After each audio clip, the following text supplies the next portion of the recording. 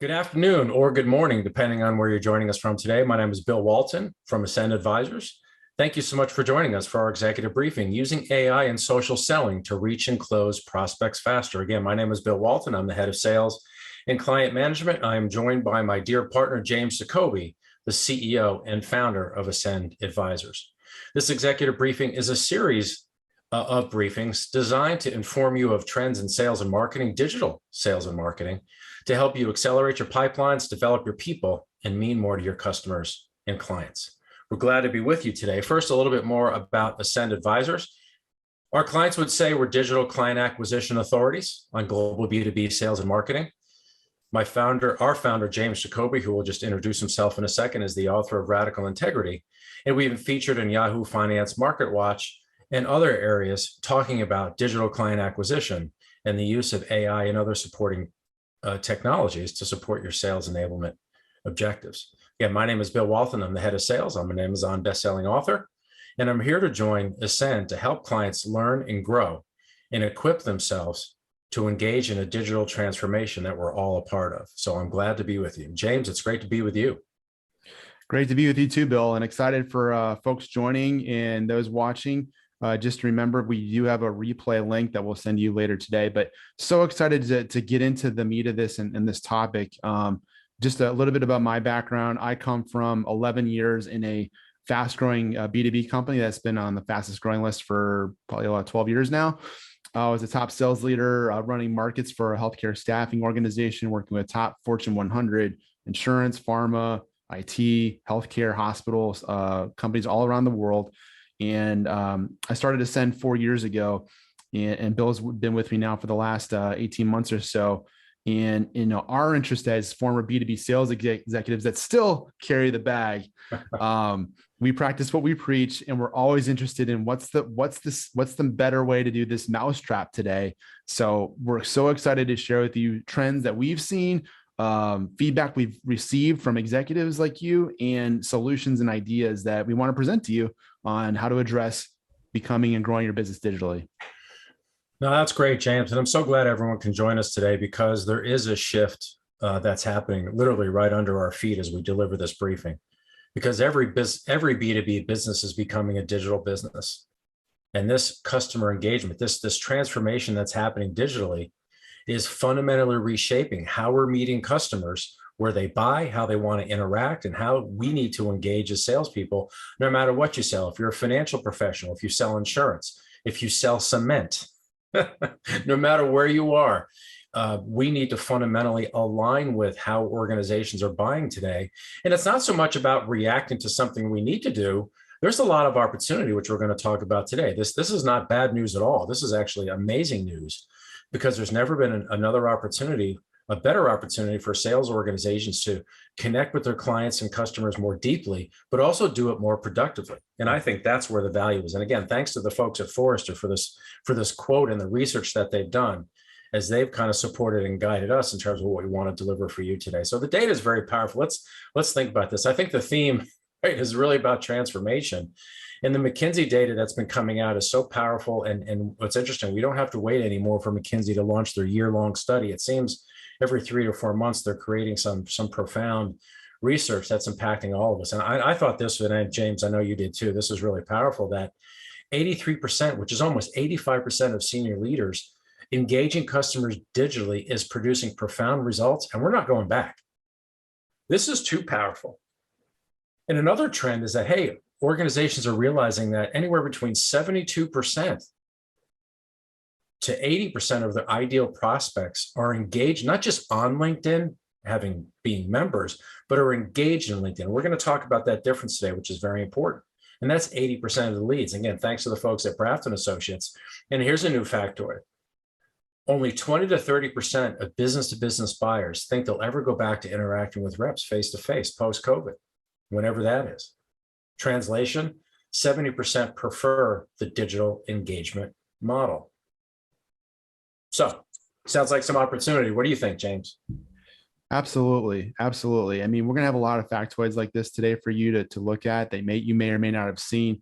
And that's part of what we're doing in these briefings is just to bring you to an awareness level of what's happening. It might confirm some things that you're already seeing in your industry and your company, or some things that you didn't see, and we just want to bring it to your attention. So go ahead, Bill.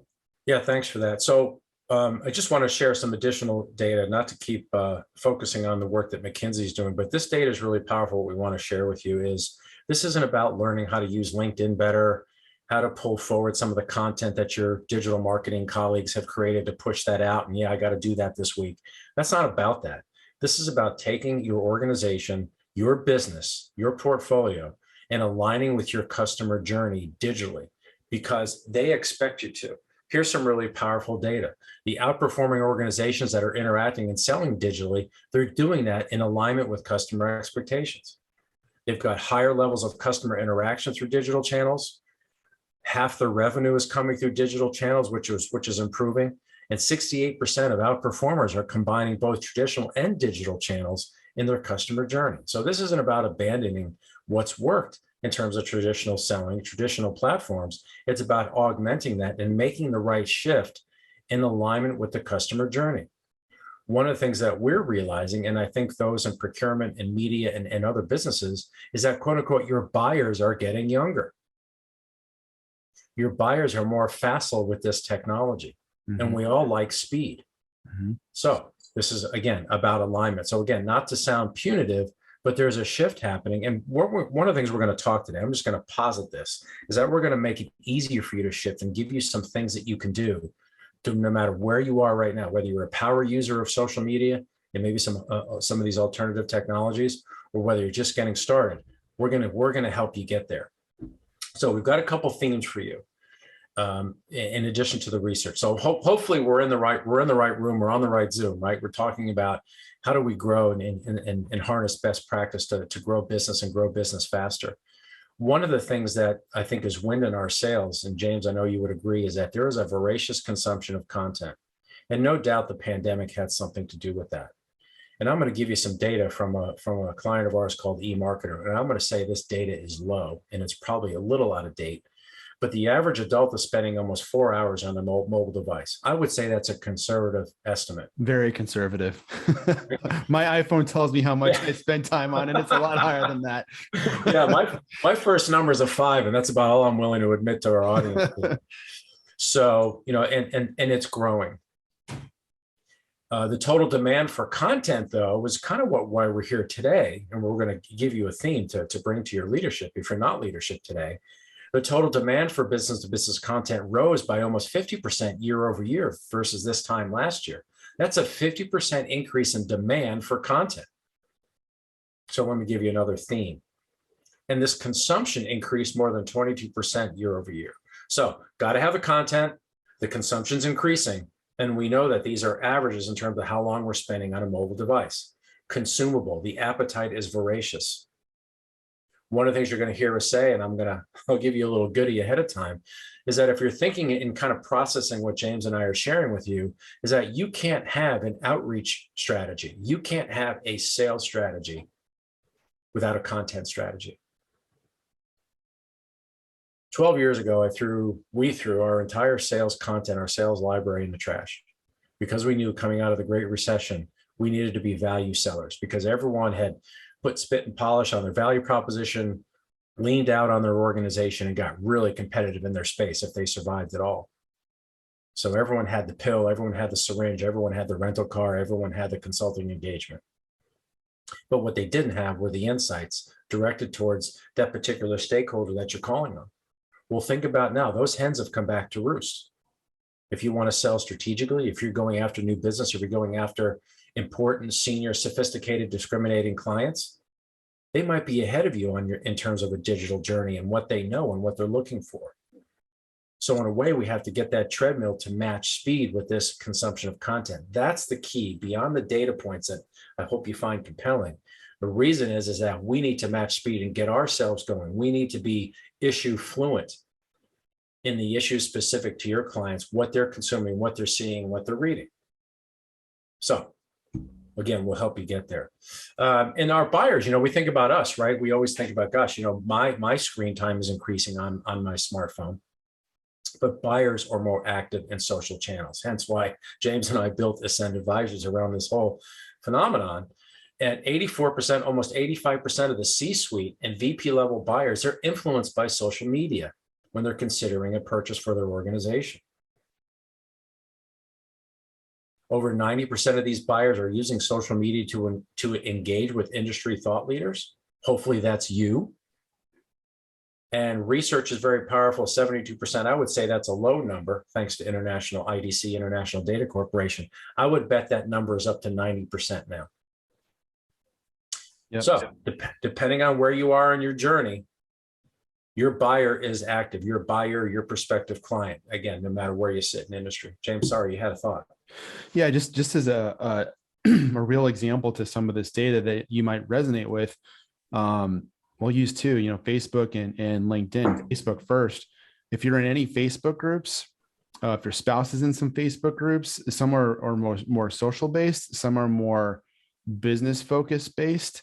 But either way, I would say people are every day soliciting or even recommending, hey, who do you know for, a cleaning service, or who do you know for a great marketing that can do this kind of thing?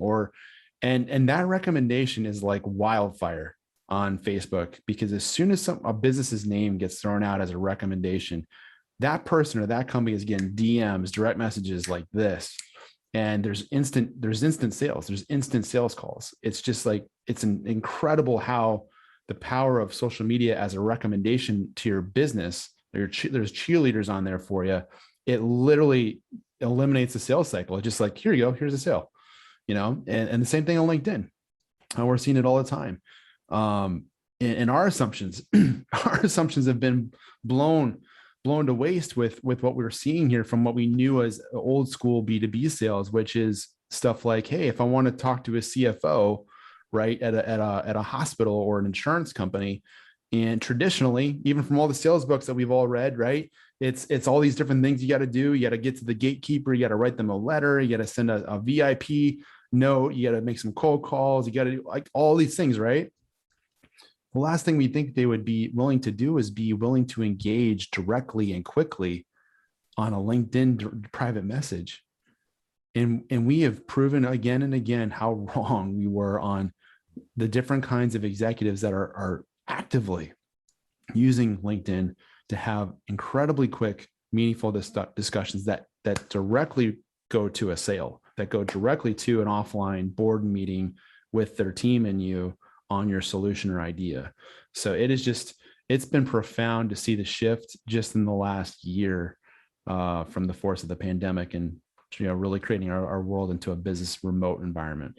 I think it's also important, as we kind of not just throw facts at you, but interpret them and talk about implications, is, what are these individuals actually looking at? They're not only looking at the thing, your product, specifications, dimensions, they're also looking at engagement.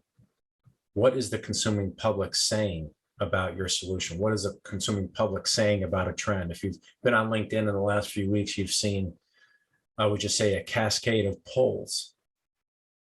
The polling function is very powerful.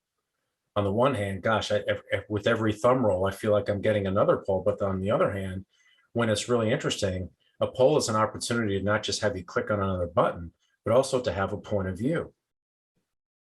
And what the smart buyers are doing is they're looking at your point of view, not just the thing. So just like in traditional value selling and social channels, you have to sell the verb, not the noun. Mm-hmm. Because they've got the noun. They're not buying the noun. They're not buying the thing. They're buying the vehicle to the thing. They're buying the aspiration. They're buying the pathway. They're buying an element to getting to a higher mind or a greater productivity or profitability. So those are some things to think about. And James, you've been sharing this data with me. I mean, just kind of where digital business models are. Maybe you can talk to our audience today about some of the research we found and what the implications of that are. Yeah, I want to show you guys two quick data points here, slides on digital acquisition and also generational usage. So this slide is really focusing on the effectiveness of new sales with a digital model. And there's a lot of noise on here. But what you're seeing is there is a ton of uptick in effectiveness for reaching and serving customers digitally, acquiring and then continuing to serve them digitally. There's this huge uptick. If you look below, you can kind of see the dates there of the timeline. What we're focusing on is the increase of same, somewhat more, and much more. And just in the last, less than a year, there's just been this huge kind of growth curve with effectiveness digitally. So, which would make sense, right? We've gone remote, so you would think that would correlate, and this is really showing you that that's actually happening. Can you go to the next slide? Sure. This is the big one. This is like massive. Do we have the right corporate strategy for the next 5 years type slide? The things that we want you to see here is really just the bottom of the circle. These are the different channels for where you can influence your brand awareness, promotion, content marketing, so on and so forth. You'll see all the options on the left of traditional mail, newspaper, traditional media, friends and family. The bottom two are online websites, blogs, reviews, and then social media. Look at the uptick of millennial and Gen Z 18 plus, that they have the highest 39. They have the highest category out of any generation on any medium of usage for online. This is huge. So what we're trying to say here is, if you're not focusing on the millennial and the 18 plus, I'd say, the 40, 18 to 40 with digital strategy, who are now becoming executive leaders in companies. They're the buyers, they're homeowners, they're building families. They are heavily spenders. They're spenders. They're spenders. That's where the money. Yeah. I mean, you have your folks that are retiring, of course, but these are the folks that are spending and they're buying from here. They're using everything and making all their buying decisions on their mobile with digital apps, digital media here. So that has to be a foundational strategy for your business, or you're going to become irrelevant. And that's a big thing that we've seen as a discussion point over the last year, as we keep talking to different size companies, from startups that are just starting here that know this. And because they understand this, they're able to scale and grow very, very quickly because they're focused in the digital offering space, or even the big companies that are realizing, man, we've been around for a while, but unless we make this uncomfortable, massive culture shift, we're going to be left in the dust. And it's difficult. It's difficult for the bigger companies to do this. And that's why digital transformation is such a hot topic these days. It's not easy for the bigger guys, but it's a must. And I just want to show you this slide as proof. This is really happening. So, and I think too, I want to be mindful of our HR partners out there, right? That our talent acquisition partners, right? As you're looking to bring talent into your organization, you're seeing the same demographic split. It's almost a 1-to-1 between, use of social media, right, in terms of influencing digital commerce, digital B2B commerce. It's also huge in terms of talent acquisition and what your culture speaks to and how your culture operates and how it, and not related to the pandemic, but just how we're going to operate, make decisions, the speed at which we're going to make decisions, the speed at which we're going to collaborate and connect and reward and recognize. So these and this data is, it has a little bit of a date to it, right? So we'll cut the mold off the crust of that bread, but these trends are not going away. And I would just say, James, that kind of leads us into, well, what do we do about it? This is kind of more of a theme. I would say this is more of a rallying cry or an action statement, right? Maybe you can share with our audience, certainly when you came to the realization of the power of AI, no better person to kind of talk about it. Maybe in addition to the data we have here, kind of your thinking, James, as you're our thought leader and our CEO and visionary around AI. Well, we all have, maybe we still do. It's okay. Be honest if you do, but we all have built, our territory plans, our prospecting lists on a piece of paper, in Excel, in an antiquated CRM. And it's that old productivity of, all right, let's make 100 calls today, or as many as we can, or, let's go. This day we'll do networking. Tomorrow we'll send an email blast out. The next day we'll make 50 calls. It's just the hustle, right? We've been there, done that. But the problem is because of the digital space we're in today, the digital speed of the market is too fast for us. It's just too fast. It's too fast for us to wrap our arms around as a single producer. It's way too fast. And so we have to look at AI and automation tools that are useful for how we operate, how we like to operate, and that we can use to make us more productive and more efficient. And therefore AI, there's so much talk about AI in business today, but we are really at Ascend. I feel like we're one of the few that really address the AI and automation from a sales perspective, and how that can be used and harnessed with human capital.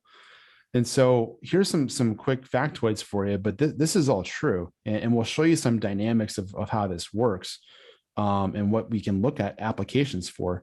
But high performing teams are almost 5 times more likely to be using AI than underperforming ones. AI powered platforms take 3 to 5 weeks out of your sales cycle. That is massive. If you do your numbers, you'll know how much money that is. That's a lot of money on the table that you're saving. Speed to acquisition is huge too.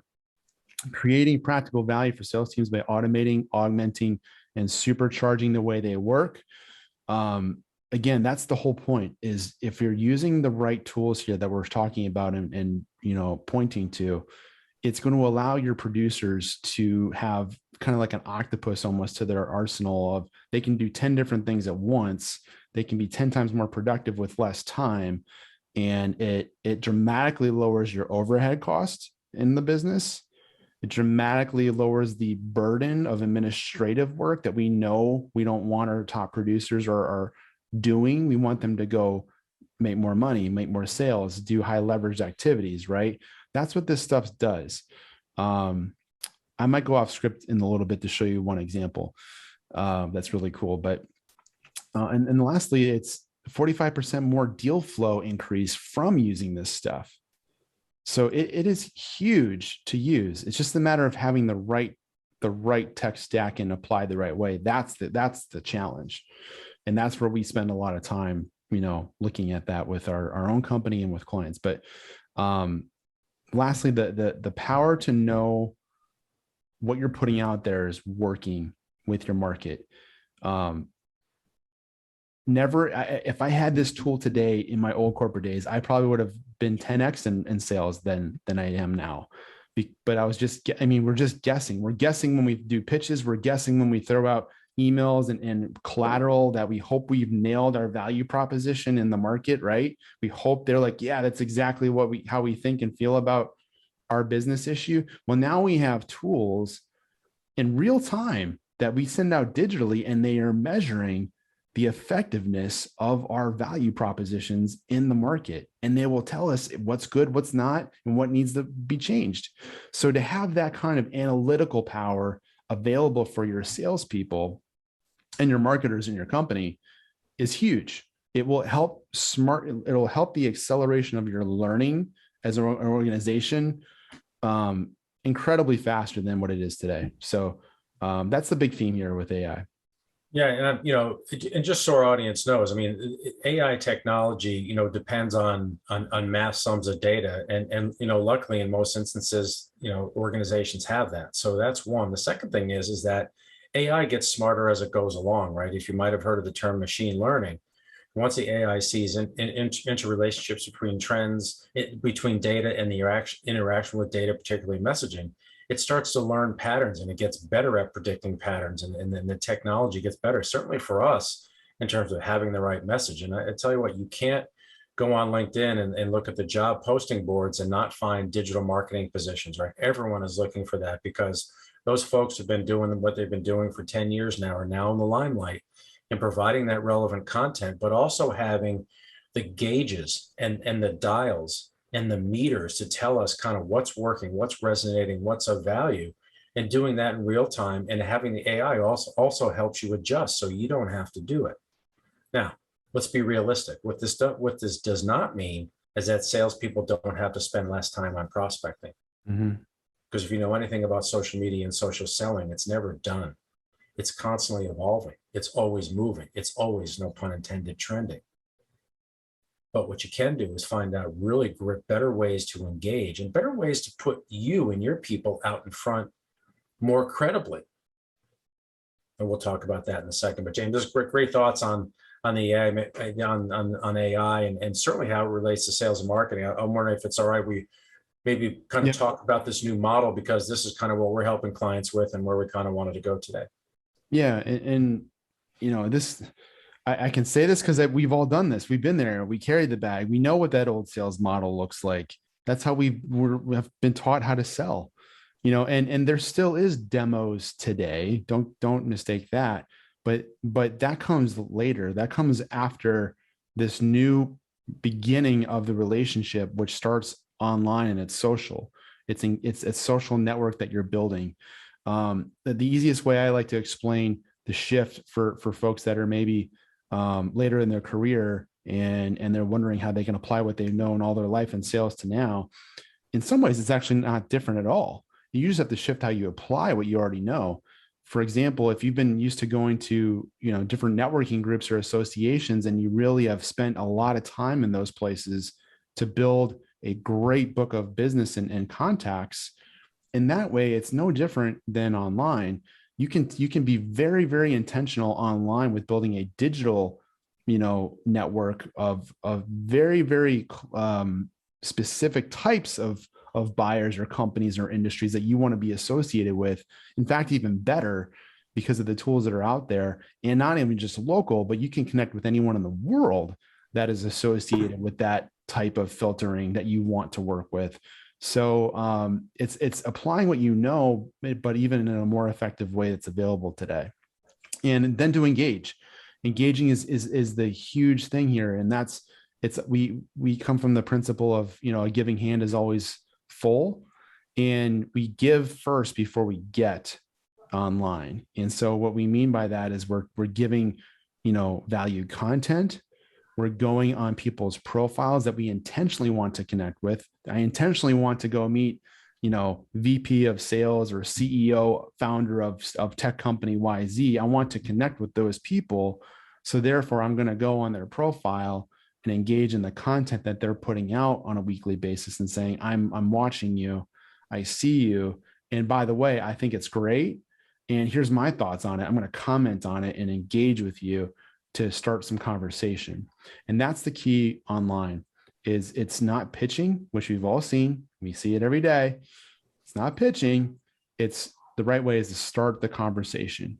Start the conversation with the right focus, the right messaging, and you can exponentially expedite the sales cycle from having that person be like, whoa, that was a smart question. You seem to know what you're talking about. Oh, let me go check your profile on LinkedIn real quick. Oh, wow, you actually cater to me. Okay, now they just researched you in like 5 minutes or less, which they're going to do anyways. 90% of your buyers are researching you before they meet with you.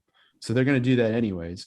But because you're almost forcing them to think about you, which is smart marketing, they're going to check you out, see that you're relevant, see that you're credible. And now their interest level might have gone from here to here, and saying, I'm willing to probably want to have a conversation with you offline because we need to talk since you know what you're talking about. That's what we're trying to achieve when we say this. But it has to be through this engage, educate, and social network strategy. Here's the price of admission, though, as you make this shift. Your salespeople, your advisors, your brokers, your intermediaries, anyone who's representing to you or selling someone or selling socially has to have a point of view. They can't just know the product. They can't just wing it. There's no winging it right now in social selling. So that's kind of part of this digital shift is everything's intentional, right? Intentionally who you're calling on, what content you're lining with, what conversation you want to have. This is front loading the sales process, having a hypothesis how you think it's going to go, right? So the power to know is being hurtled to the center. Actually, it's out in front of you. You're designing conversations and designing an engagement strategy based on a likely point of view you think your ideal prospect has. And that's where that intersection of value comes in this Venn diagram. So that's the action statement for everyone on this call today, is that you need to amp up your people's business acumen, their financial acumen, how your solution impacts your customer or client's supply chain, and then how they make decisions internally and how they're evaluating with you and what's happening in the market. You got to know, you have to have a global perspective, because that's what you're going to trade on. And that's what accelerates your success through a digital sales process, is this knowledge that you have, because you're matching speed on the treadmill, and you're having the conversation that the buyer actually wants to have, and they don't have to educate you. When they have to educate you, that's like bug spray, right? I'm turning away from that. No, I don't want to do that. So sorry, a little preachy there. I felt preachy. So James, what are the implications as I get off my stool or my stump? So where this all points to is that for every salesperson, whether you have 1, 5, 200 or more, every salesperson has to have a content strategy to focus their brand message to their buyer and connect with them that resonates really well. There has to be this increased investment in messaging around client type. What that means is, like Bill said, we can't be pitching product anymore that doesn't work. We have to speak issue fluent, which means we have to be able to speak on the fly. We can jump into any conversation. If our ideal client was there, we could jump into that circle conversation and contribute to the conversation immediately, because we already know what they're talking about. We already know what their pains are, challenges are, things that they're thinking about in their business. We can just jump right into the conversation midstream and start having messaging that aligns with that versus anything about you. And when they see that, they'll be interested in you anyways. Meet the insights, needs of your buyers. Kind of just said that, but that is huge right now. Just think about your email. How many emails do you delete every day? Probably 99% out of 100, right? You only open a few. I don't know about you, but for me, the only emails I open, or is if I have to pay a bill, or if I have a specific headline that is very unique to a situation or problem or solution I'm exploring up here, and I'm interested to learn more. It's very specific. It's very use based. It's not broad, bland, or vanilla, and it's about me, not them. So think about that. And then the last thing is, social selling is a constant effort. Rhythm and cadence win the day. That is what, if you've been in a high performing sales business model to this point, this is where you can benefit and excel a lot, because there is some old school, so to speak, rhythm into a sales organization where you have your sales teams like really dialed in on process. Like, here's what we do every hour. Here's how we operate the business. If you're operating in a very regimented way already today, but you're not have yet leaped to the social digital side, you are going to do far better, because you actually want to apply that same kind of, organized operations into a social strategy. And that has not changed. That is actually what you need to do, is you need to take what you've known and put it into the social strategy stratosphere and start really documenting and organizing your social networks in a systematic way to prospect to. So James, let's close out with some more firmer recommendations for our audience, right? I mean, again, I want our audience to know you're working, you're listening and engaging with two guys who still carry the bag. Everything that we have learned, everything that we've recommended that you do, every organization we see doing what's helping them be successful, we are doing and modeling. So I just wanted to say that. But James, let's talk a bit about some of the things the folks on this call can do, and maybe we can help them too. But more importantly, some things they should do to kind of get along this kind of digital transformation, migration, this progression that everyone's on. Sure. So partner with digital marketing. If you're not already doing that, that has to be a priority for your business. If it's just a small team and you're having to do more than one hat, then it might make sense to have that outsourced and have someone that you vet help you with your business. But if you have an internal digital marketing team, they were kind of always like that department that was off in the corner that gave you some stuff once in a while, but now they are essential. And there has to be this jointed, effort to help you guys promote properly online. The timing of content is huge. You want to be consistent. You want to be constant. You want to be omni-channel across all the platforms out there, so people can find you, get to know who you are, and start to talk with you. But content has to be timed and orchestrated. The sales tech. So a lot of folks have, like a HubSpot or a Salesforce or any kind of CRM like that, but we're talking more than that. There has to be some kind of combination of tech like we're talking about with maybe AI that can say, listen, I can have an AI tool that if I looked at my selling list of 1,000 people, let's say, and that's the book of business I'm trying to work off of, I can have AI initiate some starter messaging to kick off the conversation, connect with them, and I can pick up some warm, nurtured conversations thanks to the AI tool. That's what we're talking about. CRM, more than that, there needs to be some integrated automation capabilities for the salespeople so that they can get more done in less time. One of the things that I was hinting at before, I was going to maybe go off script here for a second, and I will.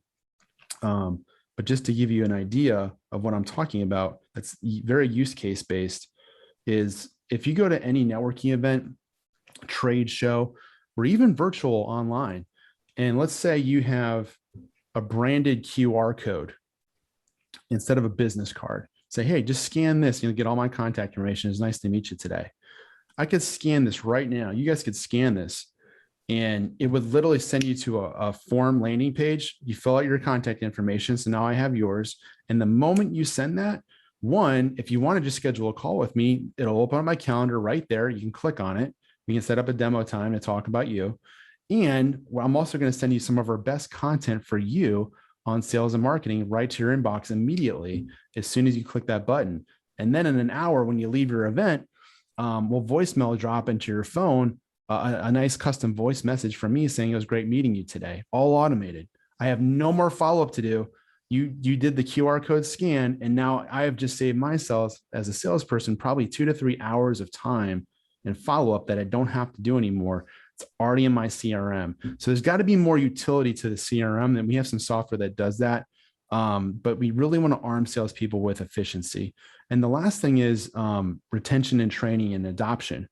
You need some things that can be friendly, flexible in time, but available for your staff. And everyone's on their phones today. We just went out at the beginning. I'll tell you, mine's about double that. But we need ways where we can not only market who we are, but internally we need to have ways we can train and retain and coach. And we have actually a mobile app that we partner with One Huddle on, and that's a training app that drips content into our team, into our clients' team on sales and marketing. But you need some tech stack like this to use and to help your salesforce go to this next level of digital. If you're doing it all hand-to-hand combat and manual, you're going to be too slow. So these are just some use cases of how to leverage that and scale it pretty quickly. Well, that's great, James. I'm wondering now if we have a little bit of time for Q&A, we can open up the chat to see if any of our guests have some questions we can answer for you. It's been wonderful. Gosh, we've spent about 40 minutes already. And that's the key to these executive briefings. We're trying to keep them pithy, short, give you some data to help you make your best decisions, and hopefully position Ascend Advisors as an organization that you can rely upon for the latest insight to keep you on track or steer you in the right direction. So if you had any questions, feel free to put those in chat as we get ready to close out our briefing for today.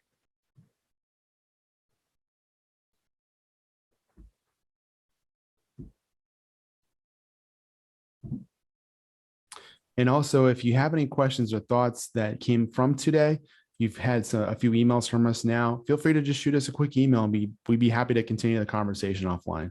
But thank you for watching and attending. We'll have another executive briefing next month. We do these every month. And we invite you to come back, share this with your colleagues, and always appreciate your thought leadership as well on the digital journey that we're all on together. So thanks for attending, everybody. Thanks for being with us, everybody. Good selling.